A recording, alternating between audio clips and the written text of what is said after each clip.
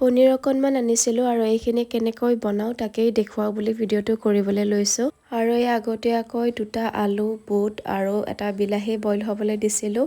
আৰু বিলাহীবোৰ আজিকালি অকণমান টানেই হৈ থাকে, সেইকাৰণে বইল হ'বলৈ দিছিলোঁ। আৰু এইফালে দেশী যোগাৰত আদা, নহৰু আৰু 2টা জলকীয়া এনেকুৱাকৈ থেতালি লৈছোঁ। আৰু এয়া পোনপ্ৰথমে কেৰাহীত সৰিয়হ তেলখিনি গৰম হ'বলৈ দি তাত পনীৰখিনি ভাজি ল'ম। মই পনীৰখিনি ভাজি ল'লেহে কিবা এটা খাই ভাল লাগে আৰু অকণমান টানো হৈ যায়, সেইবাবেও কিবা এটা খাই ভাল লাগে আৰু সেইখিনি তেলতে পিঁয়াজখিনি এতিয়া দি ৰংচোৱা হোৱালৈকে ভাজি থাকিম।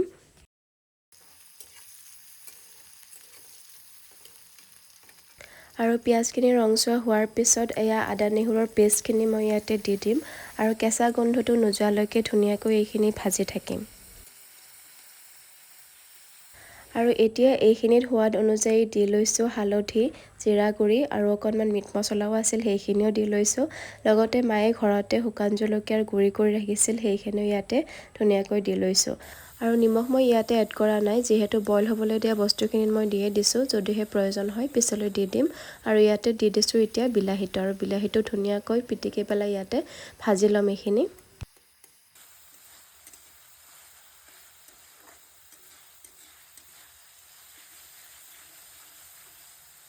মছলাখিনি ধুনীয়াকৈ ভজা হোৱাৰ পিছত ইয়াতে বইল হোৱা গোটেইখিনি দি দিলোঁ আৰু এতিয়া আলুখিনি অকণমান পিটিকি দি এয়া উতলিবলৈ দিছোঁ আৰু তাৰপিছত পনীৰখিনি এয়া এড কৰি দিছোঁ শেষত।